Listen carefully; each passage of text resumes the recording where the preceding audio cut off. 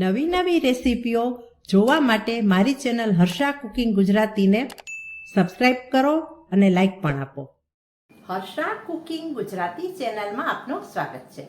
આજે આપણે બનાવીશું શાકની રેસીપી.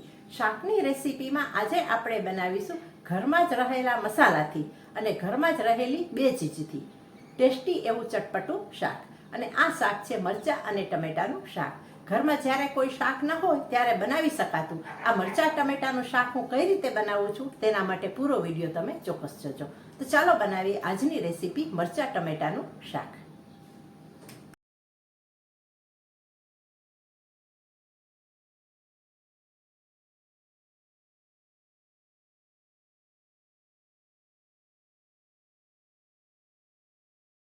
મરચાં અને ટમેટાનું શાક બનાવવા માટે અહીં મેં 4 મોડા મરચાં, 4 ટમેટાં અને 2 તીખા મરચાં લીધા છે.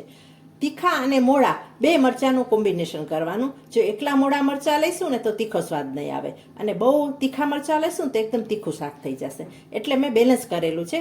2 તીખા મરચાં અને 4 મોડા અને સાથે 4 ટમેટાં. હવે આ બધી વસ્તુને આપણે સૌ પહેલાં સમારી લઈએ. અહીં મરચાં અને ટમેટાને આપણે રફલી સુધારી લીધા છે. મરચાંના તમે ઈચ્છો તેવા ટુકડા કરી શકો, ગોળ પણ કરી શકો છો, પણ મેં આ રીતે મીડિયમ સાઇઝના 2 ટુકડા કરી મરચાંના લાંબી ચીરી કરી અને પછી ટુકડા કરી લીધા છે.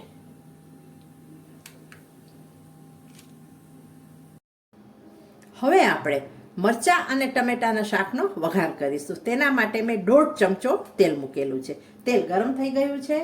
સૌ પહેલાં તેમાં આપણે અડધી ટીસ્પૂન રાઈ એડ કરી દઈએ, અડધી ટીસ્પૂન જીરું,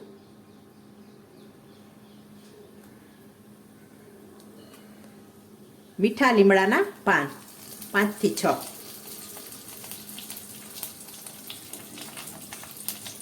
આ બધું તતળી જાય એટલે આપણે હિંગ એડ કરી દઈએ.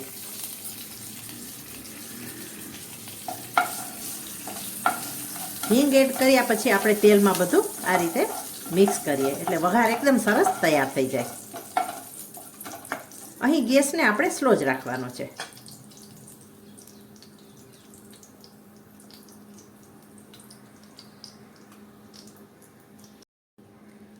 વઘાર સારી રીતે થઈ જાય એટલે આપણે સૌથી પહેલાં મરચાં એડ કરવાના છે.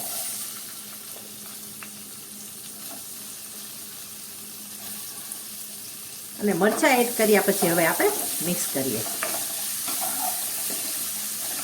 આ શાક જ્યારે ઘરમાં કોઈ શાક ના હોય ને માત્ર મરચાં અને ટમેટા હોય ને તો ઇઝીલી બની જતું છે અને રોટલી ભાખરી, પૂરી પરોઠા, થેપલા સાથે બહુ સરસ લાગે છે. 2 વસ્તુ તો હોય જ ઘરમાં, મરચાં અને ટમેટા, તો બની જાય છે. અને આ રીતે મોડા મરચાં લઈએ ને તો બધા ઘરના ખાઈ શકે, તીખું પણ ના લાગે.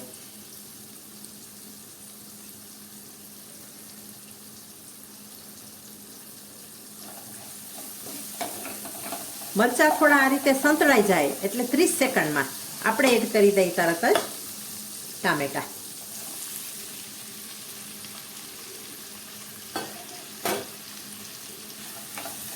અને હવે ફરીથી મિક્સ કરીએ આપણે.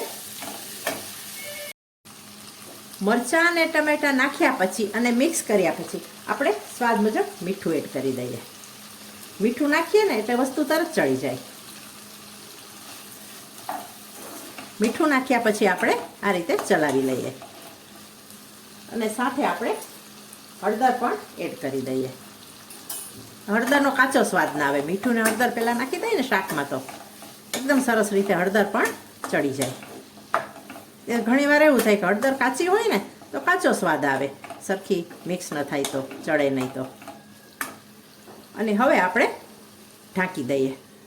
ઢાંકીને આપણે કૂક થવા દઈએ.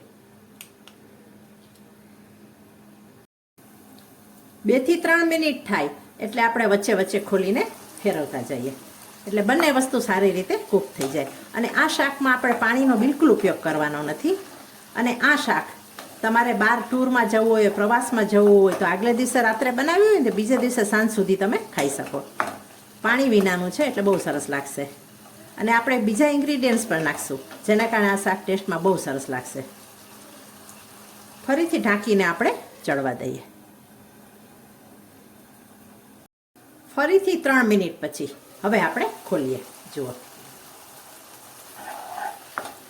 ટમેટા પણ સોફ્ટ થઈ ગયા છે અને મરચાં પણ ચડી ગયા છે. જો મરચાંનો કલર પણ ચેન્જ થઈ ગયો છે. હવે આપણે મસાલા ઉમેરીએ.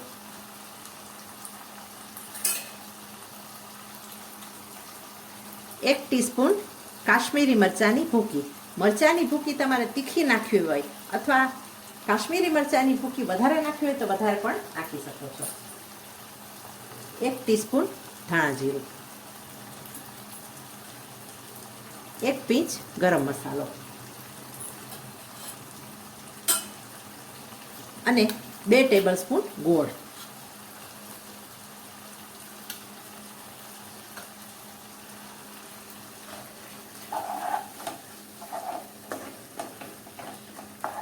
આ રીતે ચલાવીશું ને એટલે મસાલા અને ગોળ શાકની અંદર સરસ ઓગળવા માંડશે. ગેસને આપણે અહીં મીડિયમ રાખેલો છે, ફાસ્ટ પણ નહીં અને સ્લો પણ નહીં.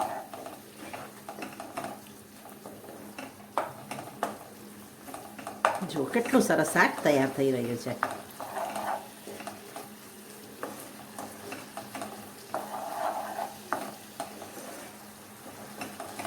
અત્યારે શિયાળામાં ટમેટા પણ સરસ આવે છે અને મરચાં પણ જે પ્રકારના જોઈએ એ પ્રકારના મળી રહે છે, એટલે આ શાક સરસ થાય.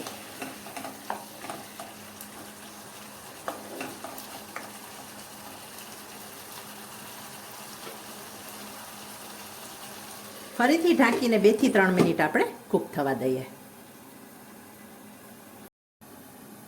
ફરીથી 2 મિનિટ પછી હવે આપણે જોઈએ. જુઓ કેટલું સરસ શાક તૈયાર થઈ ગયું છે. મરચાં પણ દેખાય છે અને ટમેટા પણ દેખાઈ રહ્યા છે અને પાણી પણ તેમાંથી દૂર થઈ ગયું છે. જુઓ તેલ છૂટું પડી ગયું છે. જ્યારે આ રીતે તેલ છૂટું પડે ને એટલે પાણી બધું બળી ગયું સમજવું. અને એટલે જ આ શાક પાણી બળી જાય ને એટલે બીજા દિવસ સાંજ સુધી તમે બહાર લઈ જવું હોય તો પણ ખાઈ શકો. અને ઘરમાં તો તાજે તાજું બનાવીને પણ ખાઈ શકાય જ્યારે મન થાય ત્યારે. અને બની તરત જાય છે, 8 થી 10 મિનિટ લાગે છે. હવે આપણે એડ કરીએ કોથમરી. કોથમરી ઓપ્શનલ છે, પસંદ હોય તો ઉમેરવાની.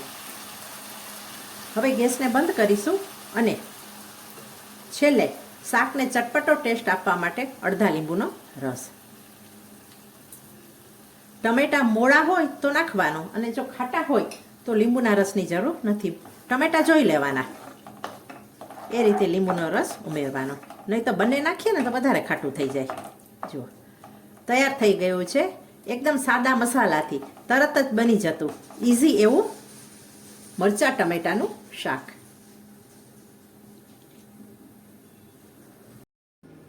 શાકની હવે આપણે સર્વિંગ કરીએ. એક પ્લેટ લઈએ અને તેમાં આપણે શાક ઉમેરીએ. બનાવવામાં સરળ અને ઘરમાં રહેલી વસ્તુમાંથી, અને જ્યારે પણ શાક ઘરમાં ન હોય ત્યારે બનાવી શકાય તેવું, અને બહાર ફરવા જવું હોય ત્યારે પણ લઈ શકાય તેવું ટેસ્ટી ટમેટા અને મરચાંનું શાક બનીને તૈયાર થઈ ગયું છે. મરચાં ટમેટાના આ શાકનો વિડીયો તમને કેવો લાગ્યો તે મને કોમેન્ટ કરીને જણાવજો. અને જો વિડીયો સારો લાગ્યો હોય તો વિડીયોને વધુને વધુ લાઈક કરજો, શેર કરજો, કોમેન્ટ કરજો. અને જો તમે ચેનલ પર પહેલી વાર આવ્યા હો તો ચેનલને સબસ્ક્રાઈબ પણ કરજો. હવે મળીશું આવી જ એક અવનવી રેસીપી સાથે. Thanks for watching.